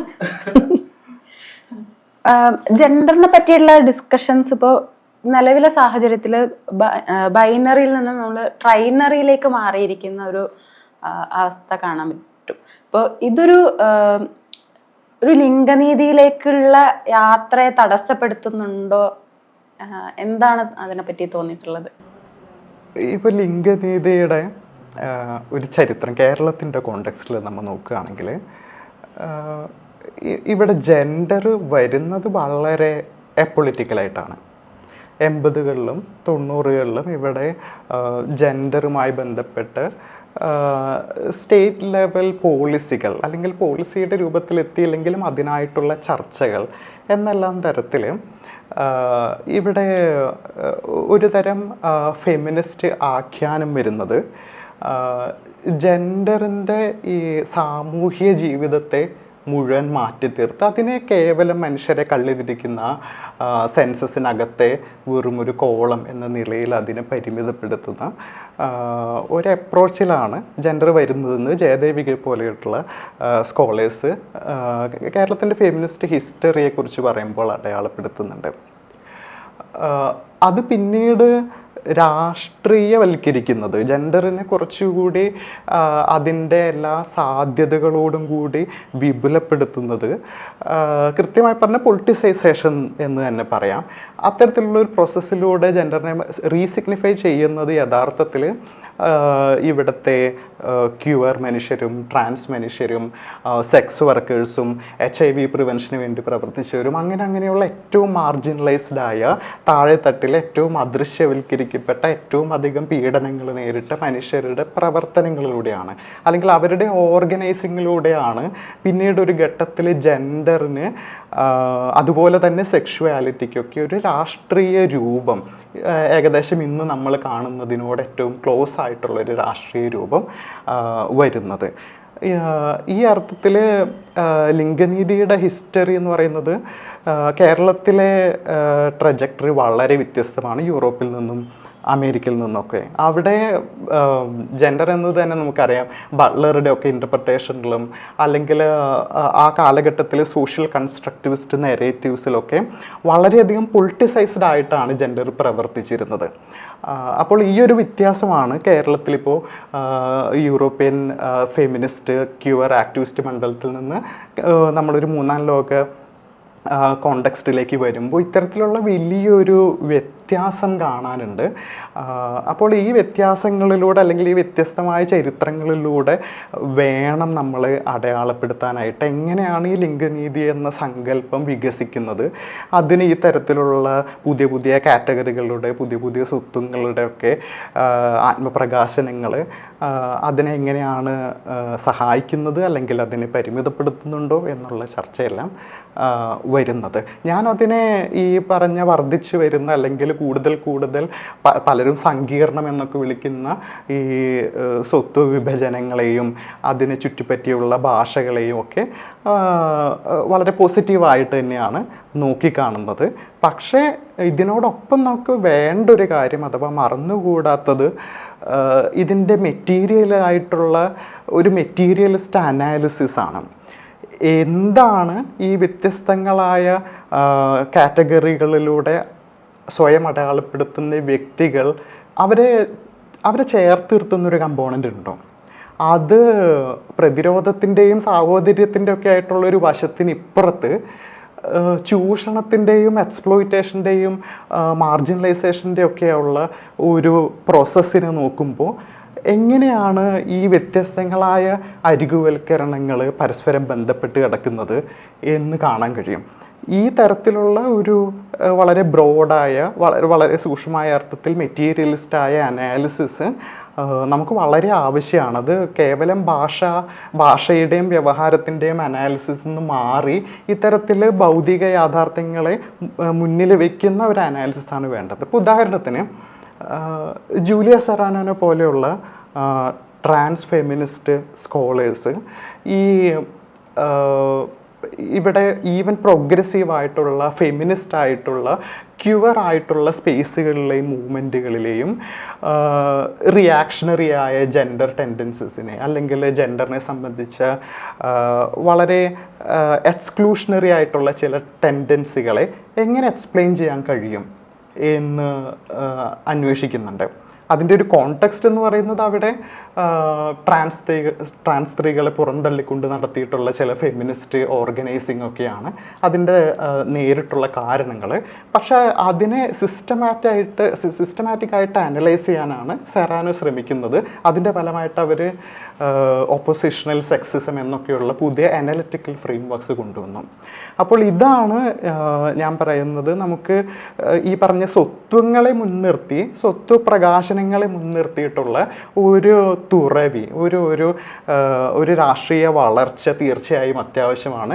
എന്നാൽ ആ ഈ പ്രകാശനങ്ങളെയും അതിൻ്റെയൊക്കെ അനുഭവങ്ങളെയും ഈ സിസ്റ്റമാറ്റിക്കായ ഒപ്രഷൻ്റെ പ്രോസസ്സിനോട് കണക്ട് ചെയ്യുന്ന ഒരു അനലിറ്റിക്കൽ ഫ്രെയിം വർക്കുകളും നമ്മൾ വളരെ കൃത്യതയോടുകൂടി അന്വേഷിക്കേണ്ടതും അത്തരം അന്വേഷണങ്ങളെ നമ്മളുടെ ഓർഗനൈസിങ്ങിൻ്റെയും വ്യക്തിപരമായ രാഷ്ട്രീയ പ്രവർത്തനത്തിൻ്റെയും സർഗാത്മക പ്രവർത്തനത്തിൻ്റെ ഒക്കെ ഭാഗമാക്കുകയും വേണ്ടതുണ്ട്. അങ്ങനെ ഒരു അഭാവം യഥാർത്ഥത്തിൽ കേരളത്തിൽ നമുക്ക് കാണാനുണ്ട്. പ്രത്യേകിച്ച് ഫെമിനിസ്റ്റ് സ്പേസുകളിലൊക്കെയുള്ള ലിമിറ്റേഷൻസിനെ നമ്മൾ കേരളത്തിൽ നോക്കുകയാണെങ്കിൽ ഈ തരത്തിലുള്ള ചില അനലിറ്റിക്കൽ ഫ്രെയിം വർക്കുകളുടെ അഭാവങ്ങൾ അല്ലെങ്കിൽ അതിനുവേണ്ടിയുള്ള ശ്രമങ്ങളുടെ അഭാവം നമുക്ക് പ്രധാനമായിട്ട് വരും. അപ്പോൾ ഈ ലിംഗനീതിയിലേക്കുള്ള യാത്ര നടക്കുന്നുണ്ട്, പോസിറ്റീവാണ്. പക്ഷേ അത് ഇത്തരത്തിലുള്ള വലിയ പരിമിതികളെ കൂടി നേരിട്ടുകൊണ്ടാണ് ആ യാത്ര പോകുന്നത് മുന്നിലേക്ക്. പിന്നെ ഈ കേരളത്തിൻ്റെ ഒരു കോണ്ടെക്സ്റ്റില് ഇപ്പോൾ കേരള സമൂഹത്തിൻ്റെ പൊതുവിലുള്ള എന്താ പറയുക മിസോജിനിയും അല്ലെങ്കിൽ പൊതുവിലുള്ള ജാതീയതയും അങ്ങനെയൊക്കെയുള്ള സോക്കോൾഡ് ഗുണങ്ങളുണ്ടല്ലോ. അതായത് സോക്കോൾഡ് പ്രോഗ്രസീവായിട്ടുള്ള കേരള സമൂഹം വെച്ച് പുലർത്തുന്ന ഇത്തരം ഒരുപാട് സോക്കോൾഡ് ഗുണങ്ങൾ ഇതിനെയൊക്കെ ഇൻഫ്ലുവൻസ് ചെയ്യുന്നുണ്ട്. ഇപ്പോൾ ഫോർ എക്സാമ്പിൾ എന്താ പറയുക, ഇപ്പോൾ സ്റ്റേറ്റിന് ഇതിൻ്റെ അകത്തുള്ള റോള് ഈ ലിംഗനീതിയായിട്ട് ബന്ധപ്പെട്ട് ഇപ്പോൾ സ്ത്രീകൾക്ക് വേണ്ടി കുറേ കാര്യങ്ങൾ ചെയ്യുന്നു, ക്യൂറായിട്ടുള്ള ആൾക്കാർക്ക് വേണ്ടിയിട്ട് കുറേ കാര്യങ്ങൾ ചെയ്യുന്നു. അപ്പോൾ ഇങ്ങനത്തെയൊക്കെ ഇവരുടെ പോളിസി നിർമ്മാണം മുതൽ ഇങ്ങോട്ട് പല തരം ആളുകളായിട്ടും ഗ്രൂപ്പ്സായിട്ടൊക്കെ കൺസൾട്ടേഷനും കാര്യങ്ങളും എല്ലാം കഴിഞ്ഞിട്ടാണ് ഇതെല്ലാം ഉണ്ടാക്കപ്പെടുന്നതും സ്കീമുകൾ ആവിഷ്കരിക്കുന്നതും മറ്റേ അവയർനെസ് പ്രോഗ്രാമുകൾ അങ്ങനെയൊക്കെയുള്ള കുറേ കാര്യങ്ങൾ ഇവിടെ കേരളത്തിൽ നടക്കുന്നുണ്ട്. പക്ഷെ എന്താ പറയുക, ഇപ്പോൾ ഒരു ഘട്ടം വരെ അതിൻ്റെ ഒരു ഫ്രെയിം വർക്കിൻ്റെ അകത്ത് ഇപ്പോൾ ട്രാൻസ് സ്ത്രീകൾ ഒക്കെ ഉള്ള ഒരു സ്ഥലമായിരുന്നു. അവിടെ ട്രാൻസ് പുരുഷന്മാരെയൊന്നും കൺസിഡർ ചെയ്യില്ലായിരുന്നു. അവരൊന്നും പോളിസിയിൽ പരാമർശിക്കപ്പെടുകയോ അവർക്ക് വേണ്ടി പ്രത്യേകമായിട്ട് എന്തെങ്കിലും കാര്യങ്ങൾ ഉണ്ടാവുകയോ ഒന്നും ചെയ്യില്ല. അപ്പോൾ ഇവിടെ കേരളത്തിലെ ക്യൂർ മൂവ്മെൻറ്റിലുള്ള പല മനുഷ്യരും ഓർഗനൈസേഷൻസും കളക്റ്റീവ്സും ഒക്കെ അതിനോട് ക്രിട്ടിക്കലായിട്ടുള്ള വിമർശനങ്ങൾ ഉന്നയിക്കുന്നു. ഇങ്ങനെ ഈ സ്ഥലം എന്താ പറയുക എക്സ്പാൻഡ് ചെയ്ത് കൊണ്ടുവരിക ചെയ്യുന്നത്. ഇപ്പോൾ കഴിഞ്ഞ വർഷം കേരള സംസ്ഥാന സാമൂഹ്യനീതി വകുപ്പ് ഏറ്റവും മികച്ച ക്യൂർ NGOയ്ക്കുള്ള അവാർഡ് സഹയാത്രിക എന്ന് പറഞ്ഞിട്ടുള്ള തൃശ്ശൂർ ബേസ് ചെയ്തിട്ടുള്ള ഓർഗനൈസേഷനെ കൊടുക്കുന്നത്. അപ്പോൾ അത് എഫാബായിട്ടുള്ള കമ്മ്യൂണിറ്റി മനുഷ്യരെ ഫോക്കസ് ചെയ്തുകൊണ്ട് വർക്ക് ചെയ്യുന്ന ഓർഗനൈസേഷൻ. കേരളത്തിലെ ക്യൂർ മൂവ്മെൻറ്റിൻ്റെ അകത്ത് തന്നെ വളരെ പ്രധാനപ്പെട്ട റോള് അനുഷ്ഠിച്ചിട്ടുള്ളൊരു ഓർഗനൈസേഷനാണ്. അപ്പോൾ സഹയാത്രികയൊക്കെ ആയിട്ട് എല്ലാ കാലത്തും കൺസൾട്ടേഷൻ ഉണ്ട് ഒരുപാട് കാര്യങ്ങൾക്ക്. എന്നിട്ട് പോലും നമ്മൾ എവിടെയെങ്കിലും ഒരു പോളിസീൻ്റെ അകത്ത് എന്താ പറയുക ലെസ്ബിയൻസിനെ അഡ്രസ്സ് ചെയ്യുന്ന കണ്ടിട്ടുണ്ടോ, റെക്കഗ്നൈസ് ചെയ്യുന്ന കണ്ടിട്ടുണ്ടോ? അല്ലെങ്കിൽ അഫാബായിട്ടുള്ള ഇപ്പോൾ ട്രാൻസ് പുരുഷന്മാരെ വരെ എടുത്തിട്ടുണ്ട്. അത് റീസെൻ്റ് ആയിട്ടുള്ള ഒരു പ്രവണതയാണ്. ഒരു രീതിയിലും അങ്ങനെ എക്സിസ്റ്റ് ചെയ്യുന്നുണ്ടെന്ന് പോലും കണക്കാക്കപ്പെടാറില്ല, കാണാറ് പോലും ഇല്ല. അത്രയും ഇൻവിസിബിൾ ആണ് ഇവിടെ അഫാബായിട്ടുള്ള മനുഷ്യന്മാർ. അപ്പോൾ ഇത് എവിടുന്ന സംഭവിക്കുന്നത്? ഇത് പ്രത്യേകമായിട്ട് വെറുതെ ഉണ്ടായി വരുന്ന ഒരു കാര്യമൊന്നുമല്ലല്ലോ. അത് കാലാകാലങ്ങളായിട്ട് കേരള സമൂഹം സൂക്ഷിക്കുന്ന മിസോജിനിയിൽ നിന്ന് സംഭവിക്കുന്നതെന്ന് ഞാൻ വിചാരിക്കുന്നത്. ട്രാൻസ്മസ്കുലിൻ ആയിട്ടുള്ള വ്യക്തിയുടെ സ്വത്വത്തെ, അനുഭവത്തെ എങ്ങനെയാണ് ഫെമിനിസ്റ്റ് നറേഷനിൽ മനസ്സിലാക്കുന്നത്? ഇപ്പോൾ പീരിയഡ്സിനെ പറ്റിയിട്ട് ദീർഘമായിട്ടുള്ള കുറേ ഡിസ്കഷൻസും കോണ്ടന്റുകളും ഒക്കെ ഉണ്ടാകുന്നുണ്ട്. അപ്പോൾ പക്ഷേ ഇതിലൊന്നും തന്നെ ട്രാൻസ്മസ്കുലിൻ ആയിട്ടുള്ള വ്യക്തിയുടെ പീരിയഡ്സ് അനുഭവങ്ങൾ അല്ലെങ്കിൽ ശരീരവുമായി ബന്ധപ്പെട്ടുകൊണ്ടുള്ള അനുഭവങ്ങൾ, മറ്റു തരത്തിലുള്ള അനുഭവങ്ങളൊന്നും തന്നെ അഡ്രസ്സ് ചെയ്യുന്നില്ല എന്നുള്ളൊരു പ്രശ്നമുണ്ട്. അപ്പോൾ അതിനെങ്ങനെയാണ് നസീമ മനസ്സിലാക്കുന്നത്? പക്ഷെ അത് വളരെ പ്രശ്നഭരിതമായിട്ടുള്ള ഒരു സ്ഥലമാണ്. അതായത് മുഖ്യധാര ഫെമിനിസ്റ്റ് പദ്ധതികളും മുഴുവൻ ആ രാഷ്ട്രീയ പദ്ധതിനെ തന്നെ എപ്പോഴും ഇങ്ങനെ എന്താ പറയുക, ഒരു വെജൈനയ്ക്കും യൂട്രസിനെയൊക്കെ ചുറ്റിപ്പറ്റി മാത്രം കാര്യങ്ങളെ മനസ്സിലാക്കുന്നതിൻ്റെ ഒക്കെ ഒരു പ്രശ്നമൊക്കെ ഉണ്ട് അതിൻ്റെ അകത്ത്. അപ്പോൾ കേരളത്തിലെ ഒരുപാട് ഫെമിനിസ്റ്റ് മൂവ്മെൻറ്റിലുള്ള ഒരുപാട് ആൾക്കാരുടെ അടുത്ത് ഞാൻ അതായത് എനിക്ക് എന്തെങ്കിലും സവിശേഷമായിട്ടുള്ള ഇത് കിട്ടണം എന്ന് വിചാരിച്ചിട്ടല്ല, അങ്ങനെ ചോദിച്ചിട്ടുണ്ട്. ഇങ്ങനെ ഈ ആരാണ് ഒരു പാരൻറ്റ്, ഒരു സിസ് ആയിട്ടുള്ള ഒരാൾ പ്രസവിക്കുന്നു, ഒരു സിസ് സ്ത്രീ പ്രസവിക്കുന്നു, അവർ വളർത്തുന്നു, അതിൻ്റെ അകത്ത് ട്രാൻസ് ആയിട്ടുള്ള ആൾക്കാർ ഇൻവോൾവ് ആവുകയാണെങ്കിൽ എങ്ങനെയാണ് എന്നൊക്കെ ഞാൻ ചോദിച്ചിട്ടുണ്ട്. കാരണം ഈ ഫെമിനിസ്റ്റ് ആഖ്യാനങ്ങൾ ഇപ്പോൾ പോപ്പുലറായിട്ടുള്ള ആഖ്യാനങ്ങളൊക്കെ വെച്ചിട്ട് സംസാരിക്കുകയാണെങ്കിൽ തന്നെ അവർ പറയുന്നത് it takes a village to raise a kid എന്നൊക്കെയാണ് അവർ പറയുന്നത്. അത്രയും മറ്റേ സോഷ്യലായിട്ട് ആൾക്കാർ ചെയ്യുന്ന, ഒരുപാട് ആൾക്കാർ ഇൻവോൾവ് ആയിട്ടുള്ള ഒരു പ്രോസസ്സാണ് കുഞ്ഞിനെ വളർത്തലെന്നൊക്കെ മനസ്സിലാക്കുന്ന ഒരു മൂവ്മെൻറ്റും പ്രസ്ഥാനവും ഒക്കെയാണല്ലോ. പക്ഷെ ഫെമിനിസം കറങ്ങിത്തിരിഞ്ഞ് ലാസ്റ്റ് ഈ അമ്മേൻ്റെ ബയോളജിക്കലായിട്ട് കൺസീവ് ചെയ്യുകയും പ്രസവിക്കുകയൊക്കെ ചെയ്യുന്ന അമ്മേൻ്റെ അടുത്തേക്കാണ് സാധനം ലാസ്റ്റ് കറങ്ങിത്തിരിഞ്ഞ് എത്തുക. അതിപ്പോൾ കസ്റ്റഡി ആണെങ്കിലും അയാളെ ചൊല്ലിയിട്ടുള്ള റൈറ്റ്സ് ആണെങ്കിലും കുഞ്ഞിനെ ചൊല്ലിയിട്ടുള്ള റൈറ്റ്സ് ഒക്കെ ആണെങ്കിലും ഇപ്പോൾ പീരിയഡ്സ്, അതിപ്പോൾ പീരിയഡ്സായിട്ട് ബന്ധപ്പെട്ടുള്ള പഠനങ്ങളാണെങ്കിലും എന്തെങ്കിലും പബ്ലിഷ് ചെയ്യണ എന്തെങ്കിലും ആർട്ടിക്കിൾസോ കാര്യങ്ങളൊക്കെ ആണെങ്കിലും സാധാരണ രീതിയിൽ ഒരു 99% മെറ്റീരിയൽസ് നമുക്കിപ്പോൾ അവൈലബിൾ ആയിട്ടുള്ള 99% മെറ്റീരിയൽസും എന്താണ് കവർ ചെയ്യുന്നത്? സിസ്ത്രീൻ്റെ എക്സ്പീരിയൻസിനെയാണ് കവർ ചെയ്യുന്നത്. അപ്പോൾ ഇപ്പോൾ റീസെൻ്റ്ലിയൊക്കെ ഇങ്ങനെ പുതിയ യങ്സ്റ്റേഴ്സ് ആയിട്ടുള്ള റിസർച്ചേഴ്സൊക്കെ പീരിയഡ്സിലൂടെ കടന്നു പോകുന്ന ട്രാൻസ് മാസ്കുലിൻ ആയിട്ടുള്ള ആൾക്കാരുടെ എക്സ്പീരിയൻസ് ഒക്കെ അന്വേഷിച്ച് തുടങ്ങിയിട്ടുണ്ട്. അപ്പോൾ ഇത് ഭയങ്കര വ്യത്യാസമുള്ളൊരു അനുഭവമായിരിക്കുമല്ലോ. ഇപ്പം എന്നെ സംബന്ധിച്ചിടത്തോളം ഭയങ്കരമായിട്ടുള്ള ഹോർമോണലായിട്ടുള്ള ചേഞ്ചസും ശാരീരികമായിട്ടുള്ള ബുദ്ധിമുട്ടുകളും മാത്രമല്ല, അല്ലാണ്ട് തന്നെ വളരെയധികം എൻ്റെ ഡിസ്ഫോറിയൊക്കെ ഭയങ്കര എന്താ പറയുക ഇൻറ്റൻസിറ്റിയിൽ ഞാൻ എക്സ്പീരിയൻസ് ചെയ്യുന്ന ഒരു സമയമാണ്. ഭയങ്കര പ്രയാസങ്ങൾ, ബുദ്ധിമുട്ടിലൂടെ പോകുന്ന ഒരു സമയമാണത്. അതേപോലെ തന്നെ വേറെ എൻ്റെ ഒരു സുഹൃത്തായിട്ടുള്ള ഒരു ട്രാൻസ് മാസ്കുലിൻ ആയിട്ടുള്ള ഒരാളായിട്ട് ഞാൻ സംസാരിക്കുന്ന സമയത്ത് അയാൾ കുറച്ചും കൂടി എന്താ പറയുക, അയാൾക്ക് കുറച്ചുകൂടി യൂഫോറിക് ആയിട്ടുള്ള ഒരു എക്സ്പീരിയൻസ് ആണ്. അങ്ങനെ ഇതിൻ്റെ അകത്ത് തന്നെ ഭയങ്കര ഡൈവേഴ്സ് ആയിട്ടുള്ള ഒരു അനുഭവ സ്ഥലമാണല്ലോ ഇത്, പലർക്കും പല രീതിയിലൊക്കെ ഉള്ള. അപ്പോൾ ആ ഡൈവേഴ്സിറ്റിയിലേക്ക് പോയിട്ട് നമ്മുടെ പീരിയഡ്സ് ആയിട്ടുള്ള ഡിസ്കോഴ്സിൻ്റെ അകത്ത് ആദ്യം ട്രാൻസ് മാസ്കുലിൻ ആയിട്ടുള്ള ആൾക്കാർ തന്നെ ഉണ്ടാവല് കുറവാണ്. ഇപ്പം നമ്മൾ ലാസ്റ്റ് ടൈം സംസാരിച്ച സമയത്ത് തന്നെ ഡിസാസ്റ്റർ മാനേജ്മെന്റിനെ കുറിച്ച് നിങ്ങൾ എൻ്റെ അടുത്ത് സംസാരിക്കുന്ന സമയത്ത് നമ്മൾ സംസാരിക്കുകയായിരുന്നു. ഇപ്പോൾ കേരളത്തിലൊക്കെ ഇപ്പോൾ കഴിഞ്ഞ കുറേ വർഷങ്ങളായിട്ട് പരിസ്ഥിതി ആഘാതം എന്ന് പറയുന്നത് ഭയങ്കര വേറെ രീതിയിൽ എക്സ്പീരിയൻസ് ചെയ്തുകൊണ്ടിരിക്കുന്ന ഒരു സമയത്തിലൂടെയാണല്ലേ നമ്മൾ, കാലഘട്ടത്തിലല്ലേ നമ്മൾ ജീവിക്കുന്നത്. എല്ലാ വർഷവും എന്തെങ്കിലുമൊക്കെ പ്രശ്നങ്ങളൊക്കെ ഉണ്ടാവും, ഫ്ലഡ് ഉണ്ടാവും. അപ്പം അങ്ങനെയുള്ള പ്രകൃതി ദുരന്തങ്ങളും ഒക്കെ സംഭവിക്കുന്ന സമയത്ത് ഇപ്പോൾ ഒരു ക്യാമ്പിലേക്ക് മാറ്റപ്പെടുക, അങ്ങനെയൊക്കെയുള്ള സിറ്റുവേഷൻസിലൊക്കെ നമ്മൾ സാനിറ്റൈസേഷനെ കുറിച്ചും മെൻസ്ട്രേഷനെ കുറിച്ചൊക്കെ അതൊക്കെ ഇതിൻ്റെ കൺസിഡറേഷൻസിലും പരിധിയിലൊക്കെ വരും.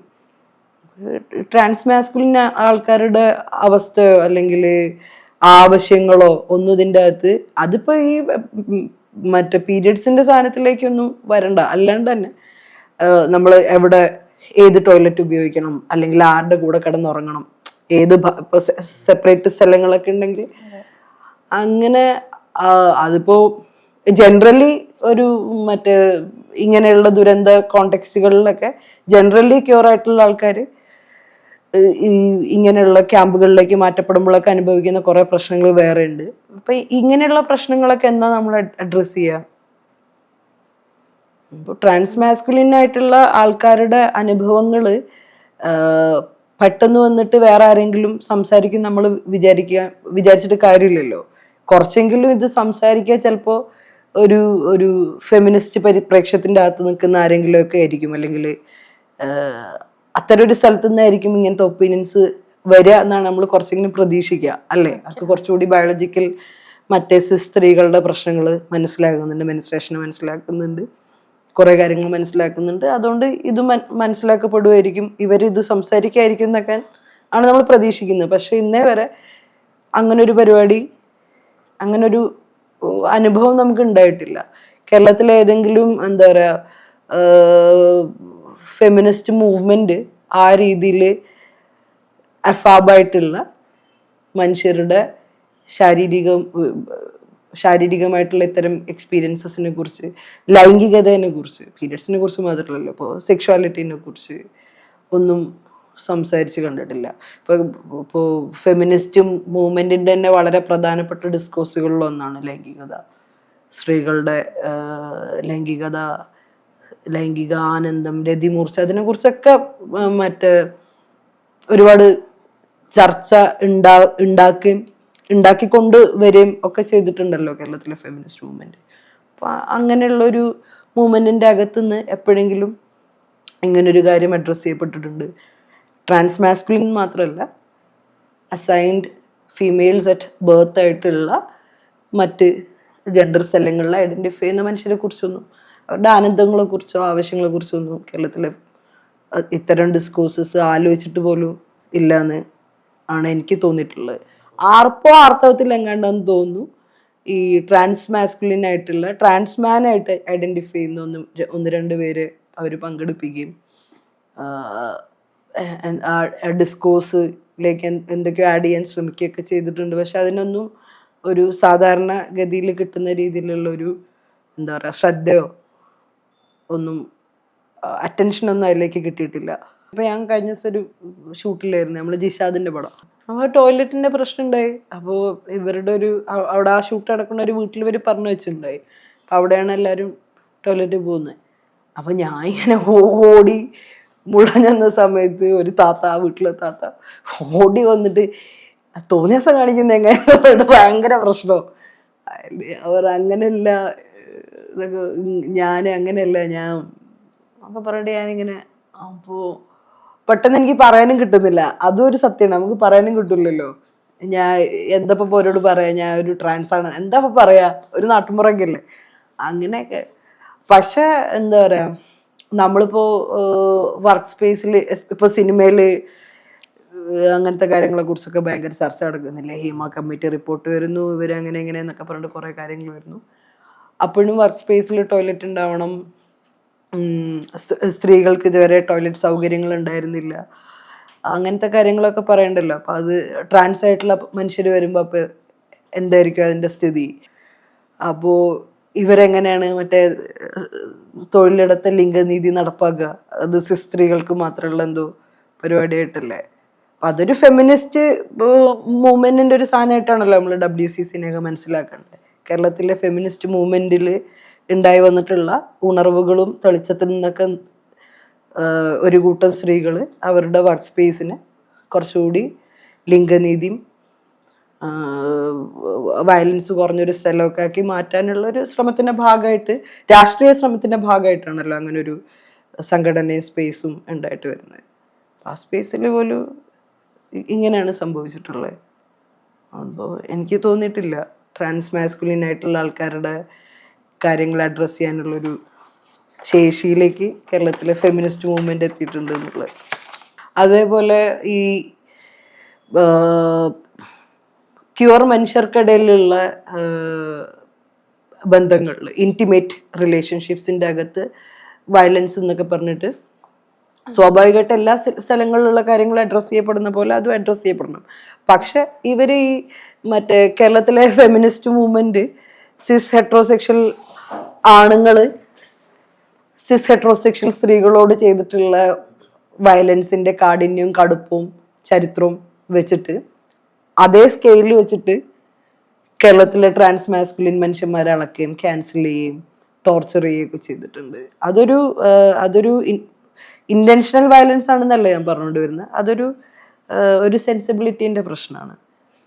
എല്ലാ മാസ്കുലിനിറ്റിയും ഭയങ്കര പ്രോബ്ലമാറ്റിക് ആയിട്ടുള്ള സംഗതിയാണ്. എന്താണ് മാസ്കുലിനിറ്റി എന്നുള്ളതിനെ കുറിച്ചൊക്കെ അപ്പോൾ നമ്മൾ ഫെമിനിസത്തിനോട് ചോദിക്കേണ്ടി വരും, നിങ്ങൾ എങ്ങനെയാണ് ഇതിനെ മനസ്സിലാക്കുന്നത് എന്നുള്ളതൊക്കെ.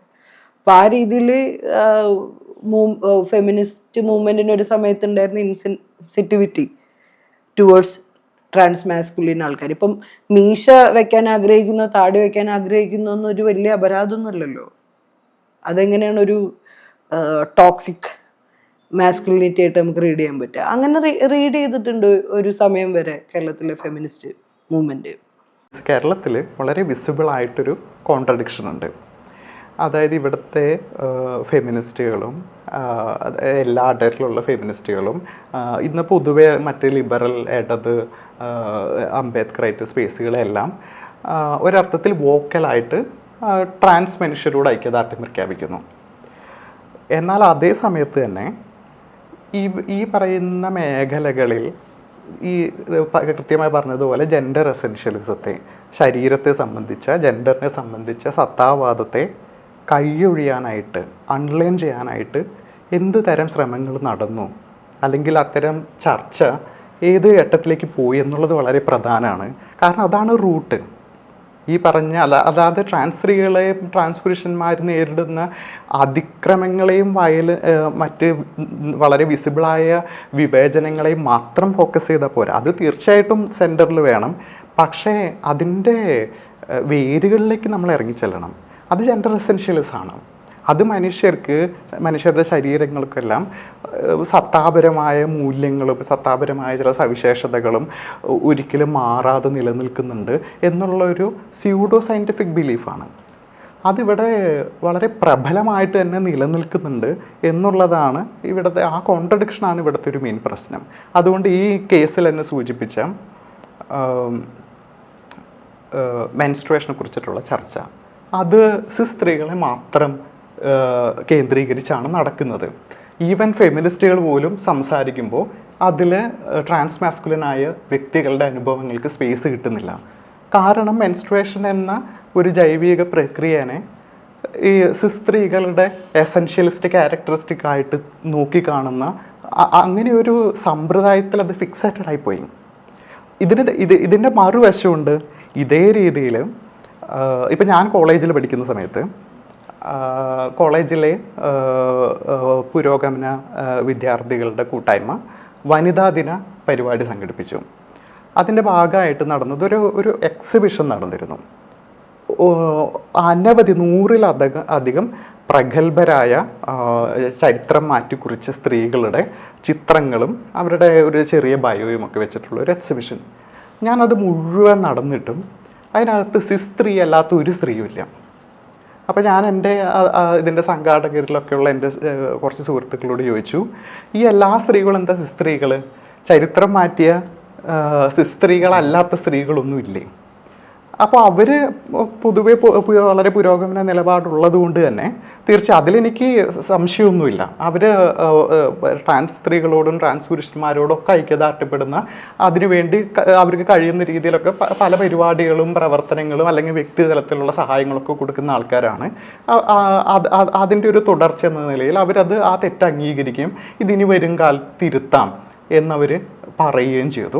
വളരെ നല്ല കാര്യം. പക്ഷേ പോയിന്റ് എന്താണെന്ന് വെച്ച് കഴിഞ്ഞാൽ, ഇങ്ങനെ സ്ത്രീ വനിത എന്നൊക്കെ പറഞ്ഞു കഴിഞ്ഞാൽ അവിടെ സ്ത്രീയെ മാത്രം ഇമാജിൻ ചെയ്യുന്ന ജെൻഡർ എസെൻഷ്യലിസം ഇവിടെ പ്രോഗ്രസീവായ ട്രാൻസ് അലൈഷിപ്പ് കാണിക്കുന്നവർക്കിടയിൽ പോലും വളരെ ആഴത്തിലുള്ള ഒരു പ്രവണതയാണ്. ഇതിൻ്റെ വളരെ വേഴ്സായിട്ടുള്ള എക്സ്പ്രഷൻസ് ഉണ്ട് ജെൻഡർ എസെൻഷ്യലിസത്തിൻ്റെ ഈവൻ പ്രോഗ്രസീവ് സ്പേസിൽ നടക്കുന്നത്. ഒരു ഉദാഹരണം പറഞ്ഞാൽ, ഞാൻ മുംബൈയിൽ പഠിക്കുന്ന സമയത്ത് ഞാനൊരു ക്യൂർ ഹൗസിംഗ് ഗ്രൂപ്പിൻ്റെ ഭാഗമായിരുന്നു, ഒരു വാട്സപ്പ് ഗ്രൂപ്പിൻ്റെ. അപ്പോൾ അതിനകത്ത് ക്യൂർ വ്യക്തികൾ മാത്രമേ ഉള്ളൂ. മുംബൈയിലും ഡൽഹിയിലും ബാംഗ്ലൂരും ഒക്കെയുള്ള പലരുണ്ട്. എല്ലാവരും വീടുകളും ഫ്ലാറ്റും ഒക്കെ അന്വേഷിക്കുന്നതിൻ്റെ വിവരങ്ങൾ അങ്ങോട്ടും ഇങ്ങോട്ടും കൈമാറുന്നു, റൂംമേറ്റുകൾ അന്വേഷിക്കുന്നു. അതിൽ എനിക്ക് സ്ട്രൈക്കിംഗ് ആയി തോന്നിയത് ഒരു ദിവസം വന്ന ഒരു മെസ്സേജാണ്. ആ മെസ്സേജ് ഇങ്ങനെയായിരുന്നു: അഫാബ് ക്യൂർ സ്ത്രീ അഫാബ് റൂംമേറ്റുകളെ അന്വേഷിക്കുന്നു. അപ്പോൾ ഒരു വ്യത്യസ്ത പലതരത്തിലുള്ള ക്യൂർ സ്ത്രീകളും ട്രാൻസ് സ്ത്രീയും ഒക്കെയുള്ളൊരു സ്ഥലത്ത് ഈ സെക്സ് അസൈൻമെൻറ്റിൻ്റെ പേരിൽ ഞങ്ങൾക്ക് ട്രാൻസ് സ്ത്രീകളെ വേണ്ട എന്ന് പറയുന്ന ലോജിക്ക് ഇതെന്താണ് എന്നുള്ള ഒരു ഒരു ഒരു വലിയ ചോദ്യം അവിടെ പലരിലും ഉണ്ടായിരുന്നു. അവരത് ചോദിക്കുകയും ചെയ്തു. അതൊരു ഒരു ചെറിയ സംവാദമായിട്ട് അവിടെ മാറി. അന്ന് ഈ ചോദ്യം ഉന്നയിച്ച, അതായത് ഈ ഡിമാൻഡ് വെച്ച അഫാബ് റൂംമേറ്റുകളെ മാത്രം വേണം എന്ന് പറഞ്ഞ വ്യക്തിയും അവരുടെ സുഹൃത്തുക്കളും അതിനെ ജസ്റ്റിഫൈ ചെയ്യാൻ പിന്നീട് പറഞ്ഞത്, ഇവർക്ക് പുരുഷന്മാരിൽ നിന്ന് സെക്ഷൽ ഹറാസ്മെൻറ്റ് നേരിട്ടതിൻ്റെ ട്രോമയുള്ളതിനാലാണ് അഫാബ് വ്യക്തികളെ മാത്രം നോക്കുന്നത് എന്ന് പറഞ്ഞാൽ, അവർ ത്രെറ്റനിങ് ആയ ഈ അഫാബ് സ്ത്രീയുടെ സുരക്ഷയെ ബാധിക്കുന്ന, അവരെ ട്രോമറ്റൈസ് ചെയ്യുന്ന, അവരെ അകലം പാലിക്കേണ്ടതായിട്ടുള്ള ഒരു ഗ്രൂപ്പിനെ ഉണ്ടാക്കിയിരിക്കുന്നു, ഒരു ക്ലാസിഫിക്കേഷൻ. അതിനകത്ത് സ്ത്രീകളെ ഉപദ്രവിക്കുന്ന സിസ് ഹെറ്റ് പുരുഷൻ തൊട്ട് ട്രാൻസ് സ്ത്രീ വരെയുണ്ട്. എന്തുകൊണ്ട് ട്രാൻസ് സ്ത്രീ ആ ക്ലാസിഫിക്കേഷൻ്റെ അകത്തുണ്ട്? കാരണം അവര് ജനിച്ചപ്പോ ഇല്ലാതെ ഈ സൊസൈറ്റി അവരെ മെയിലായിട്ട് ആ മെയിൽ അസൈൻമെന്റ്, ആ സെക്സ് അസൈൻമെന്റിന്റെ പേരില് അവർക്ക് ഒരു കൂട്ടം ക്യാരക്ടറിസ്റ്റിക്സ് ആണ്, വളരെ വയലന്റ് ആയ, വളരെ അപകടകാരികളായ, അകറ്റി നിർത്തേണ്ടവരായ ആളുകളാണ് എന്ന ഒരു കൂട്ടം സോഷ്യൽ ക്യാരക്ടറിസ്റ്റിക്സ് അവിടെ ആരോപിക്കുകയാണ് ചെയ്യുന്നത്. അപ്പൊ ഇവരൊക്കെ എങ്ങനെ ഈ സിസ് പുരുഷന്മാരെ കല്യാണം കഴിക്കും, വീട്ടിലുള്ള സിസ് പുരുഷന്മാരുടെ കൂടെ ജീവിക്കുകയൊക്കെ ചെയ്യുന്നത്? So strange, no? തീർച്ചയായും ജെൻഡർ എസെൻഷ്യലിസത്തിന്റെ ഈ തരത്തിലുള്ള, അതായത് ട്രാൻസ് സ്ത്രീകളെ വളരെ ഭീകരമായ അപമാനീകരിക്കുന്ന ഇത്തരത്തിലുള്ള രൂപത്തിലും ജെൻഡർ എസെൻഷ്യലിസം വർക്ക് ചെയ്യും എന്നാണ് പറഞ്ഞു വന്നത്. അപ്പോ അത് എത്ര മൈൽഡ് ആണെങ്കിലും എത്ര തീവ്രമാണെങ്കിലും ജെൻഡർ എസെൻഷ്യലിസത്തെ ആ രീതിയിൽ തന്നെ മനസ്സിലാക്കി അതിന് ഒഴിവാക്കാനുള്ള ശ്രമം ഫെമിനിസ്റ്റ് പ്രസ്ഥാനങ്ങൾ നടത്തിയേ പറ്റൂ. അതില് ഇവിടുത്തെ ഫെമിനിസ്റ്റ് ഇടപെടലുകൾ വളരെ ദുർബലമാണ് എന്നുള്ളത് നമുക്ക് അംഗീകരിച്ചേ പറ്റൂ. അതൊരു വളരെ അത്യാവശ്യമായ, എത്രയും പെട്ടെന്ന് തന്നെ ഇടപെടൽ വരുത്തേണ്ടതായ ഒരു സാധനമാണ്. ഈ പറഞ്ഞ ട്രാൻസ് സ്ത്രീയുടെ ഫെമിനിറ്റിയെ റദ്ദാക്കി അവരെ പുരുഷന്മാരോട് കൂടെ, അല്ലെങ്കിൽ വയലന്റ് ആയ പുരുഷന്മാരോട് കൂടെ കൂട്ടിക്കിട്ടുന്ന പരിപാടിയുടെ പേര് കൂടിയാണ് ട്രാൻസ് മിസോജിനി എന്ന് സാന്ദർഭികമായി സൂചിപ്പിക്കുന്നത്. ഇതുകൊണ്ടാണ് ഫെമിനിസത്തിൽ ഇവിടെ ട്രാൻസ് മിസോജിനിയെ പറ്റിയിട്ടുള്ള കാഴ്ചപ്പാടുകൾ തീരെ ഇല്ല എന്നുള്ളത് കൊണ്ടാണ് ഈവൻ പ്രോഗ്രസീവ് ആയ സ്പേസുകളിൽ പോലും, ഫെമിനിസ്റ്റ് പ്യുവർ സ്പേസുകളിൽ പോലും ഈ തരത്തിൽ വളരെ എക്സ്പ്ലിസിറ്റ് ആയ ട്രാൻസ് മിസോജിനി നടക്കുന്നത് എന്നത് ചേർത്ത് വായിക്കണം. ഇതൊരു ഒറ്റപ്പെട്ട സംഭവമല്ല, ഒരു സിസ്റ്റമാറ്റിക് ഇഷ്യൂ.